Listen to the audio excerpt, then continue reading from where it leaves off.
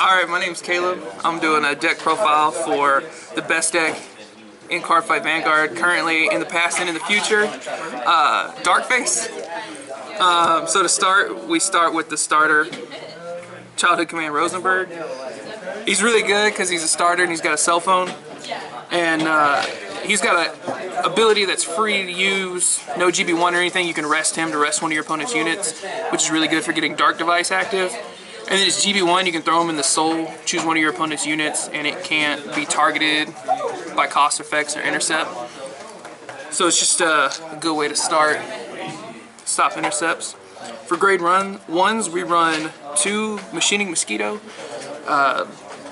Put it on Vanguard or Rearguard Circle, Soul Charge 1, which is good because Darkface needs a soul. So you run 2 of those. We also run 4 of the Stride Fodder. Little Dorcas, because he is Stride Fodder. Stride Fodder is good, and when he's put on the board, you reveal to grade 3, discard a card to add a Darkface to your hand. So of course you want Stride Fodder. We're also going to run 4 Vulcan Laferte. This is the best grade 1 in the deck, but you don't really want him on Vanguard Circle at all. This GB1 is at the beginning of your main phase. You can put him into the soul, countercharge 1. Darkface is really counterblast heavy, so countercharging is really good, and he builds up your soul, which is good. And then if you have a Vanguard with Darkface in its name, he basically gains resist, and anything in the same column as his of your opponent's units can't intercept. So he's way better than any card Jahani uses. And then we go into Perfect Guards, rounding up grade 1. What? Shut up. We go into the Rebel Mutant Star Shield, which is the Megacolony Perfect Guard that countercharges 1, and he's a ladybug. So that's the only reason to use it. Now going into grade 2s, we run Cycle Sickle Mutant Arista Scythe. On Vanguard or Rearguard, she has Dark Device. Dark Device is if you have your opponent has no stood units in the same column. She just gets plus 2k when she attacks. So she's really good at early game because she can make your Vanguard on your grade 2 swing for 11 or your Rearguard swing for 11. So she's very good. More grade 2s, you've got Sweet Cocktail. She has an ability GB1. When she attacks, if she's boosted, you can counterblast 1, stand one of your or rest one of your opponent's units. It gets the ability if it's at rest during the end of your opponent's turn, you draw a card and it can't intercept or stand during your opponent's next turn. So for counterblast 1, you just get to stun something on boost. It doesn't have to hit. So she's really good to use to stun your opponent's field.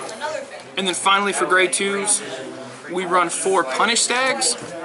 He's got GB1 Dark Device. When he's placed onto the field, choose one of your opponent's units, you stun it, and if it's at rest at the end of your opponent's turn, you get to draw a card. It also gets plus 2k the turn it's put onto the field, so it's an 11k swinger that stuns something, so it's just nice. Moving on to grade 3s, we run 4, of course, of Darkface. Darkface's on stride skill, you can counterblast 1, choose 2 of your opponent's rear guards and stun them, and then you get to draw a card at the end of your opponent's turn if they're at rest. And then he's got a GB2, which is when your opponent's unit is placed on rearguard circle, you can Soul Blast 2 and rest it. So it's just good defensive tactics. If they're going to place something over a stunned unit, you can Soul Blast 2 and rest it so it can't get an additional attack in. And for a secondary grade 3, there's not very many good options in Darkface. I chose to run a Vectro Zeus. Vectro Zeus is kind of just for the matchups where getting GB isn't usable, or if your opponent's rushing really early game. He's got a Limit Break, which is really bad. It's Counterblast 2, he gets 10k, and you can stun one of your opponent's units. But what you really use him for, especially against like rush decks, is when he's placed on Vanguard Circle, you kill all grade 1 or less cards on the field. So if your opponent's rushing really hard, you can just drop him down and get rid of everything they're rushing. Moving on to triggers, I run 2 Machining Butterfly because I like the art. So that's 2 crits just to have extra rush and extra support to push your opponent to damage. I run 4 Bomb Scissor. It's the traditional crit triggers when your Vanguard Darkface attacks. You can put them into the soul, draw a card, get 5k. Helps fill up your hand, and it goes into the soul, which is really good in Darkface because of its GB2. We run 2 Earth Dreamer. Stand triggers are really important in Darkface because since you're not getting off turns where you keep summoning units and keep doing all sorts of crazy shenanigans like other decks, stand triggers let you attack more. And then Earth Dreamer is really good because it's GB1, and your opponent, the start of your opponent's ride phase, if they have 3 or more units at rest, you can put them on top of your deck, shuffle, and draw 2 cards. So he's really good like after your first turn of stride. With Darkface, you're going to be stunning 2 units, and then with something else, if you stun a 3rd unit, you just get to fill up your hand a little bit. So he's pretty good early game. Then you run 4 Makeup Widow.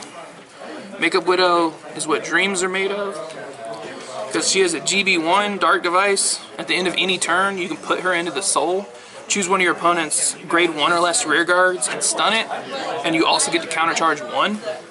So she's just good to throw down on the field, boost for a little bit, and then countercharge, because again, in Darkface, counterblast heavy, so countercharging is always good. And then we run 4 heal triggers, just like most decks. I run Relish Girl. I don't generally use her ability very often, where you can discard a grade 1 or less card to draw a card, because Darkface draws so much that you don't want to deck out. Really, the only reason you run her is because she's shiny and new, and having a shiny heal trigger is nice, so that's really the only reason you run her. Moving into the G zone, we run 1 Sabreeze, because getting to GB1 is really important in Darkface, so of course Sabreeze is really good. We run 1 Marindal. It's a free GB2 essentially. You can stride into him and then for free flip another unit. So you get to Darkface's GB2 really fast if you don't want to or can't pay the cost for other strides. And it gives it an on hit where it gets plus 5k, another unit plus 5k for each face up. So late game it's not bad either to force out a bunch of guards. We run 4 of the grade 4 Darkface. This card is, in my opinion, only mediocre, but it's really good for the most part. Once per turn, Dark Device, you can counterblast 1 and flip a face down G Guardian or G grade 4 face up. You get to choose one of your opponent's units for every copy of him face up, and that unit cannot be targeted by your opponent's effects or costs or intercept until the end of the next turn, and then he gets 5k for each unit you chose. So in Megacolony, having anything getting plus attack power is really good, and making it so your opponent can't engorge or time leap units is really nice. Then we run 2 Paraspears. Paraspear has an on hit where you can counterblast 2 and flip a copy of him face up to stun your opponent's Vanguard, and they can't ride next turn. That's a really good ability, however it never goes off, because when this goes on the field your opponent's gonna block it. You run 2 so that if you can activate his ability you do, but for the most part you only call him out to force a P-guard out from your opponent, because you know when he's on the field, if you have 2 counterblasts up and your opponent's gonna block him. So really he's only there to force out perfect guards. We run 1 Obturandus. Obturandus is really good.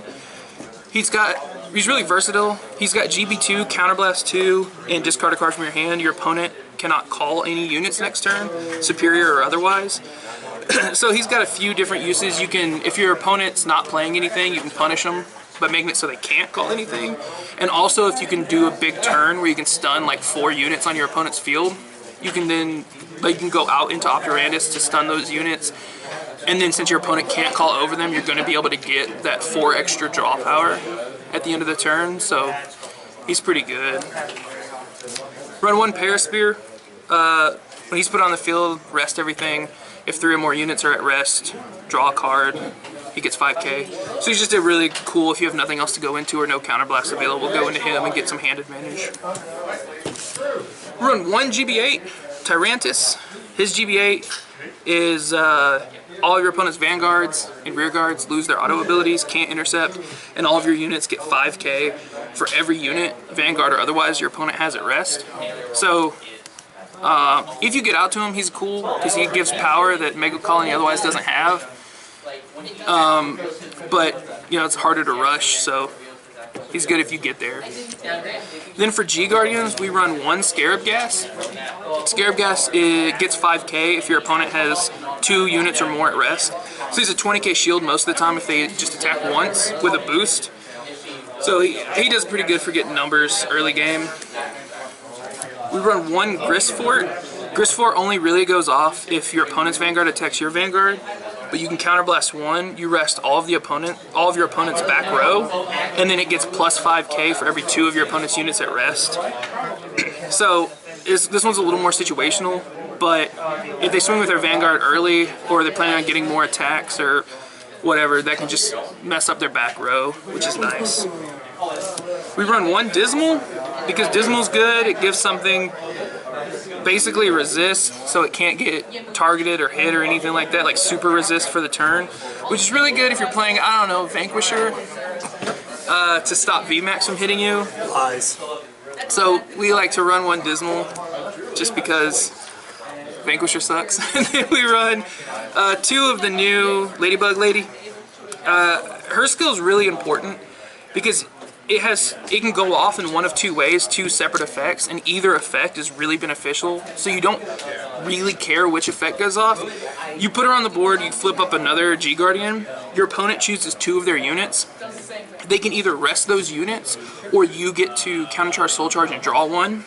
So when you put it out and use its ability, if your opponent doesn't have 2 units to rest, you just get a guaranteed soul charge, countercharge, and draw.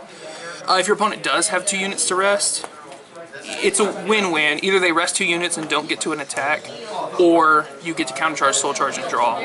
So she's really good. She's expensive compared to other, like the costs of other cards in the deck when it comes to countercharging. But to be able to countercharge, soul charge, and build up GB is just, it's nice. So we run 2 of her because she's really good. And that's Darkface.